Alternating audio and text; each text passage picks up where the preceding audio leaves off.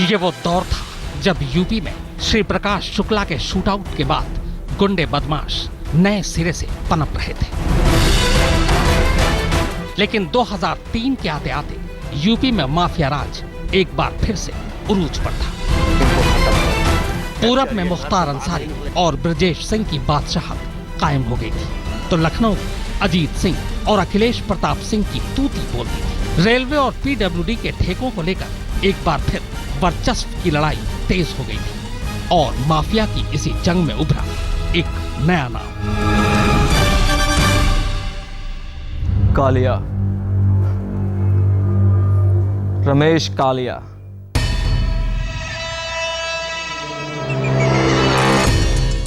रमेश कालिया ये वो नाम था जिसे सुनते ही ठेकेदारों और बिल्डरों की रूह कांपने लगती। दरअसल छोटी मोटी वारदातों को अंजाम देने वाले रमेश ने साल 2003 में अचानक जैसे गियर ही बदल लिया था। अब उसकी नजरें सिर्फ जमीन पर थी, खासकर उन जमीन पर जिनमें कोई लफड़ा होता। वह ऐसी जमीन पर कब्जा करता और रास्ते में जो भी आता उसे ढेर कर देता।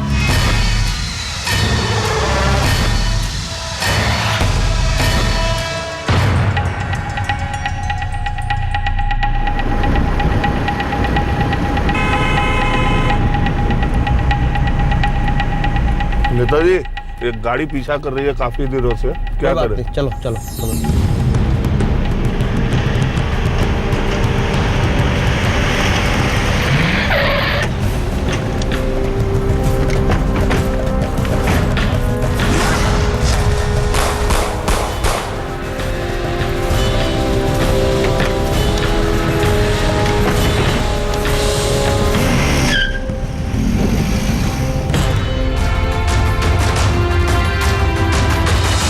रमेश कालिया 2004 के दौर में लखनऊ का सबसे बड़ा माफिया डॉन था और उसका आतंक इतना ज़्यादा था कि किसी की हिम्मत भी नहीं पड़ती थी कि उसके अगेंस्ट कोई कहे। और सबसे बड़ा जो काम वो करता था एक्सटॉर्शन का करता था, बहुत बड़े स्केल पर। यह वो वक्त था जब यूपी में समाजवादी पार्टी की सरकार थी और तब मुख्यमंत्री मुलायम सिंह यादव के सामने सबसे बड़ी चुनौती थी प्रदेश की कानून व्यवस्था, खासकर राजधानी लखनऊ की, क्योंकि कालिया ने उन दिनों पूरे उत्तर प्रदेश में अपना टेरर पैदा कर रखा था। और तभी मुलायम सिंह यादव ने एक अहम फैसला लिया।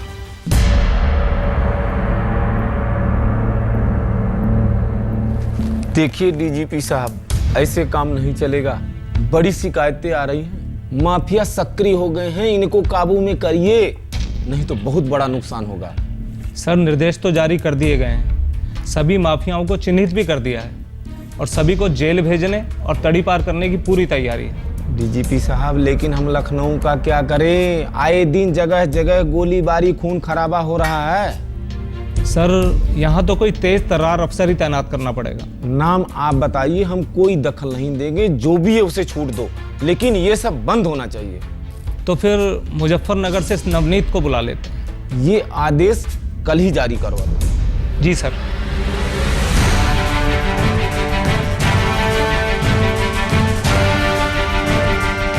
आईपीएस अफसर नवनीत सिकेरा ऐसे बदमाशों के लिए सिरदर्द का दूसरा नाम था। खासकर पश्चिमी उत्तर प्रदेश के बदमाश तो सिकेरा के नाम से ही खौफ खाते थे। आलम यह था कि यूपी के क्राइम कैपिटल के नाम से बदनाम रहे मुजफ्फरनगर में अपनी तैनाती के दौरान नवनीत सिकेरा ने अलग अलग शूटआउट में कुल 55 छटे हुए बदमाशों को मौत की नींद सुला दिया था। लखनऊ को कालिया के खौफ से आजाद करने के लिए सिकेरा को वहां तैनात करने का शायद यही सबसे अच्छा वक्त था। नवनीत सिकेरा अब लखनऊ के नए एसएसपी थे।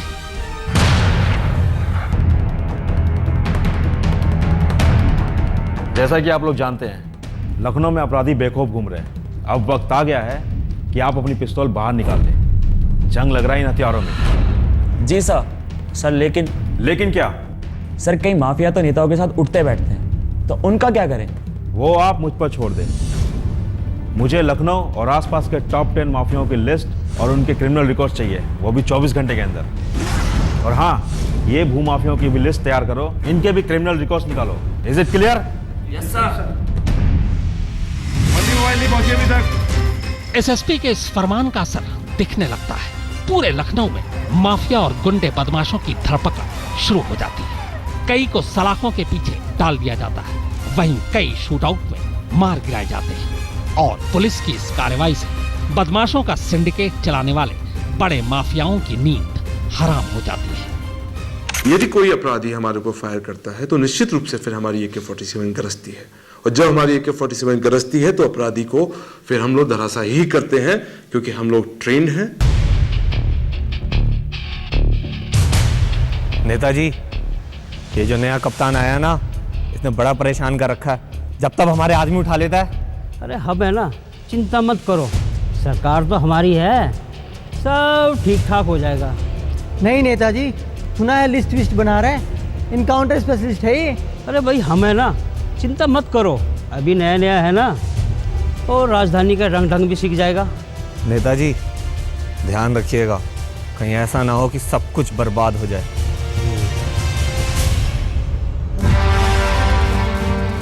ये वो दौर था जब लखनऊ में अजीत सिंह का सिक्का चलता था। खासकर रेलवे के ठेकों पर तो अजीत और उसके लोगों का एक छत्र राज था। किसी की हिम्मत नहीं होती कि वो अजीत के खिलाफ चूं भी कर सके, लेकिन एक शख्स था जिससे अजीत भी डरता था, और वो नाम था रमेश यादव उर्फ रमेश कालिया।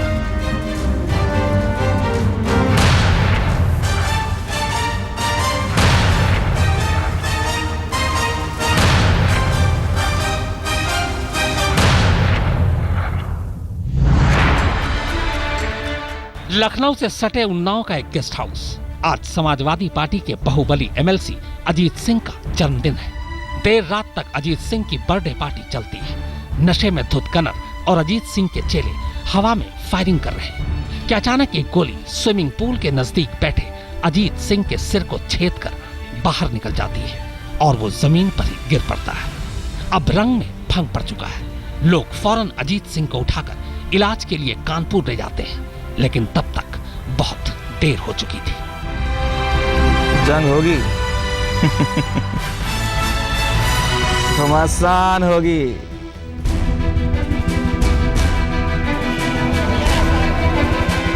चूंकि यह कत्ल सत्ताधारी समाजवादी पार्टी के MLC का था, लिहाजा अजीत सिंह की मौत की खबर आग की तरह पूरे सूबे में फैल जाती है। मुख्यमंत्री मुलायम सिंह यादव खुद अजीत सिंह की अंतिम यात्रा में शामिल हो गए। यह हाई प्रोफाइल मर्डर सियासी गलियारों में भूचाल ला देता है।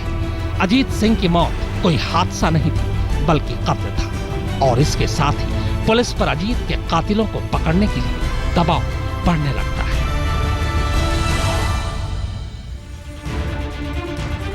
चूंकि अजीत सिंह की दुश्मनी रमेश कालिया से थी, लिहाजा पुलिस रमेश कालिया के खिलाफ कत्ल का मामला दर्ज कर उसकी तलाश में जोरों शोर से जुट जाती है।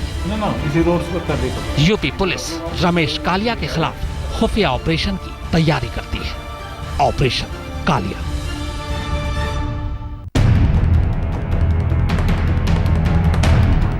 कौन है ये कालिया? इसका इतिहास, भूगोल, मूवमेंट, इसके गैंग के हर मेंबर की डिटेल चाहिए, वो भी 1 घंटे के अंदर। सर बेहद चालाक है ये, सिम बदल बदल के मोबाइल यूज करता है, और सर नेता लोगों से भी इसकी जान पहचान है। तुम उसकी चिंता छोड़ो, इसकी और इसके साथियों की एक्टिविटी पर नजर रखो। जी सर। बहुत तगड़ी खबर लाओ सरकार। क्या बे, क्या खबर लाया? बड़ी खबर है सरकार। रामो, सामान दे इसे।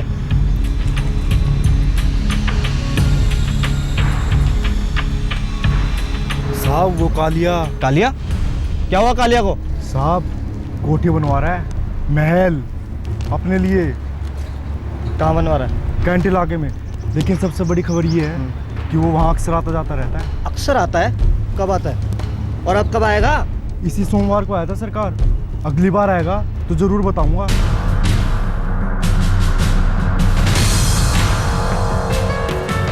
क्या लक्ष्मण, कुछ मिला? नहीं सर, ये अपनी लोकेशन बड़ी तेजी से बदल रहा है, और सर सिम भी बदल देता है। अच्छा कोई बात नहीं, तुम टैब रखो।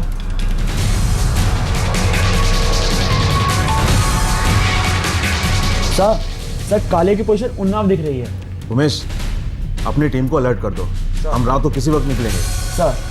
और एक बात का ध्यान रखना, ऑपरेशन बेहद सीक्रेट है, किसी को कानो कान खबर ना होने पाए। सर। कालिया की तलाश में लखनऊ पुलिस दल बल के साथ उन्नाव में कई ठिकानों पर रेड करती है, लेकिन हर जगह पुलिस को नाकामी ही हाथ लगती है।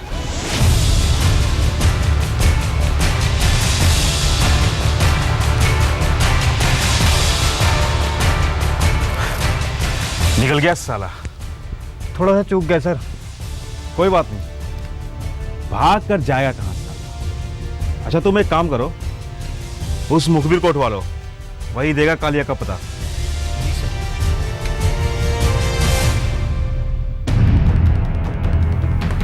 जय हिंद सर। सर इम्तियाज नाम के एक बिल्डर ने कालिया के खिलाफ कंप्लेंट की है। क्या कंप्लेंट की है? सर उसने कहा है कि कालिया ने उससे 5 लाख की डिमांड करी है। बुलवा उसको। ठीक है सर।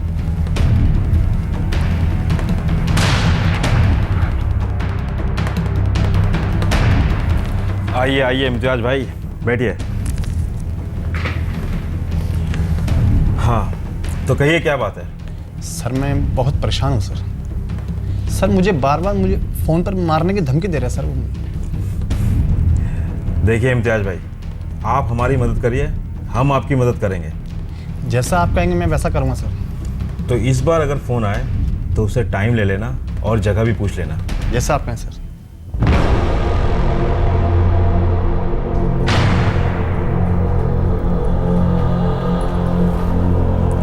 कैसे इम्तियाज मियाँ? ठीक हूँ भाई। पैसों का इंतजाम हो गया क्या? भाई अभी तो 1 लाख तो तैयार हैं, बाकी थोड़ा वक्त दीजिए भाई। ठीक है, ऐसा कर परसों आ जा, शाम 6 बजे मेरी कोठी पर। ठीक है भाई। जी भाई। आओ इम्तियाज, बैठो, बताओ। सर उसका फिर फ़ोन आया था। क्या बात हुई? सर 12 तारीख को बुलाया है पैसों के साथ, शाम 6 बजे। कहाँ पर? सर नील मत्था में उसकी कोठी बन रही है, जिसकी देखरेख उसके आदमी करते हैं। तब तो कुछ अलग ही प्लान बनाना होगा, नहीं तो इस बार भी निकल जाएगा हाथ से साला। चलो तुम डरना मत, हम तुम्हारे साथ साथ रहेंगे। जी सर। सर वीरान इलाका है, वहाँ इस तरह जाएंगे तो कोई भी पहचान लेगा कि पुलिस आ रही है। सर मेरे पास एक आइडिया है। बताओ। सर बारात की शक्ल में चलेंगे, इससे किसी को डाउट भी नहीं होगा और बिल्डिंग को धीरे से चारों तरफ से हम घेर लेंगे और धाव बोल देंगे। लेकिन फिर तो हमें कुछ लड़कियों को भी अपनी टीम में। जी सर, मैंने सब सोच रखा है। सर अगर आप कहें तो इंस्पेक्टर शीला को कह देते हैं। वैसे आइडिया बुरा नहीं है, चलो ऐसा ही करते हैं। डन। Yes sir.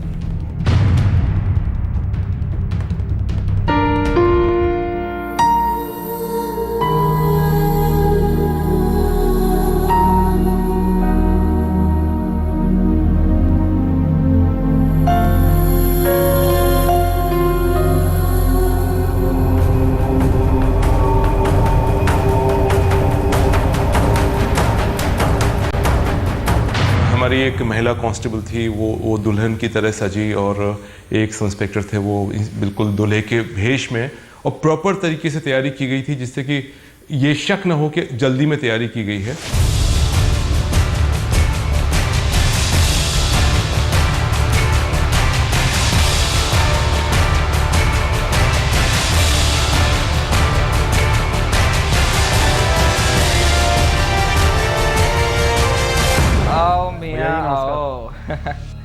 क्या लाए हो?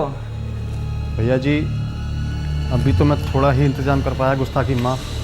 कितना है बे? भैया जी 40 है। मतलब? 40,000 भैया जी, बाकी इंतजाम मैं बहुत जल्द ही करके जो आपको दूंगा।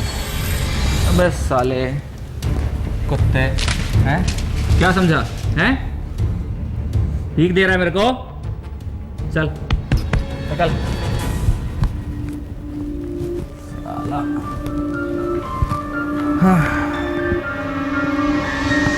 ये बड़ी दुस्साहसिक मुठभेड़ थी, और उसके बारे में कहा जाता था कि वो वेट नहीं करता है, तुरंत ही फायरिंग शुरू कर देता है। जैसा अंदेशा था वही हुआ, जैसे ही पुलिस ने घेराबंदी की तुरंत से फायरिंग शुरू हुई।